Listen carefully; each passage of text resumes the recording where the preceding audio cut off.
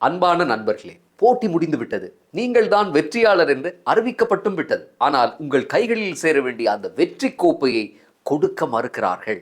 அந்த நிமிஷம் நீங்கள் எப்படி உணர்வீர்கள்? அதிகமாக கோபப்படுவீர்கள். அழுது கொண்டு சில நேரம் அந்த இடத்தை விட்டே வெளியேறியும் விடுவீர்கள். ஆனால் ஒரு மனிதன் அந்த நிமிஷத்தில் இந்த உலகத்துக்கே ஒரு மாபெரும் உண்மையை நிரூபித்து காட்டினான். அவன் யார்?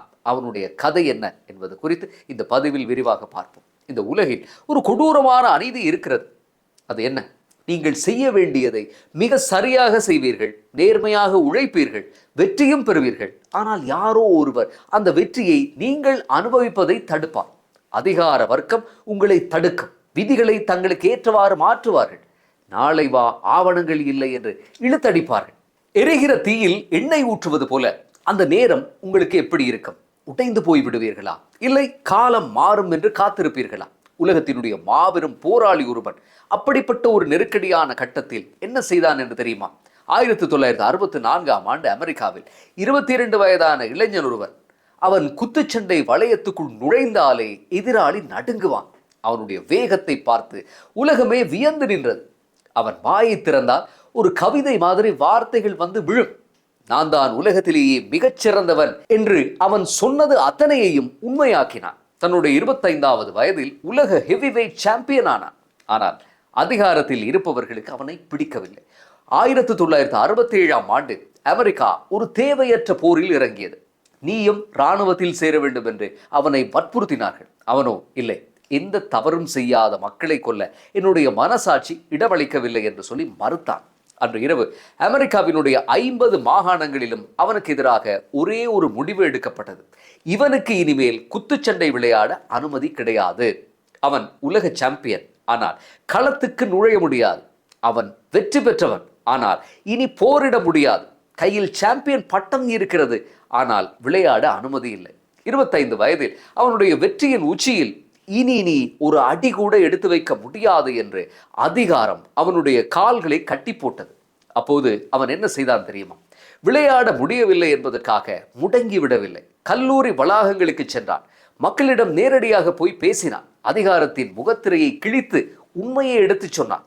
3 வருடங்கள் அவனை யாரும் குத்துச்சண்டை களத்தில் பார்க்கவே இல்லை. ஆனால் ஒருவர் கூட அவனை மறக்கவில்லை. இறுதியில் அமெரிக்க உச்ச நீதிமன்றம் தீர்ப்பளித்தது. அவன் சொன்னதுதான் சரி, அவனுக்கு மீண்டும் விளையாட உரிமை உண்டு என்று சொன்னது. அவன் மீண்டும் களத்துக்கு வந்தான். மீண்டும் சாம்பியன் ஆனான், 2வது முறையாகவும். அவனுடைய பெயர் முகமது அலி.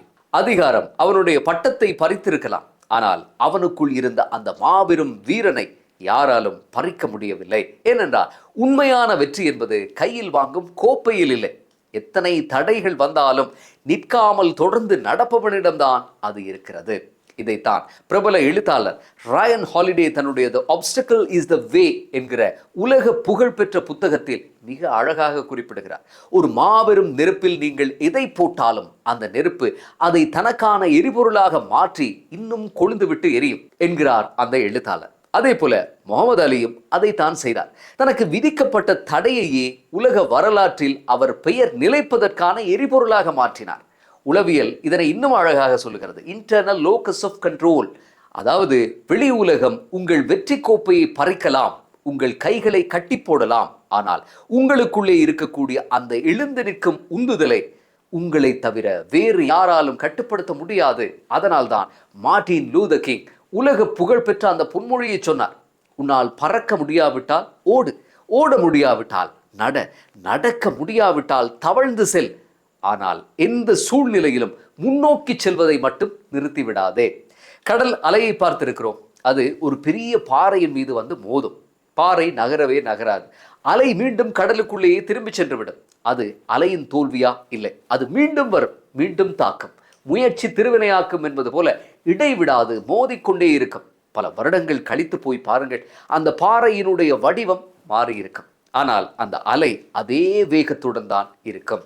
நண்பர்களே, உங்களை தடுக்கும் அந்த தடை ஒரு பாறை, நீங்கள் அந்த அலை. முகமது அலியின் பட்டம் பறிக்கப்பட்டது, ஆனால் அவன் நிற்கவில்லை.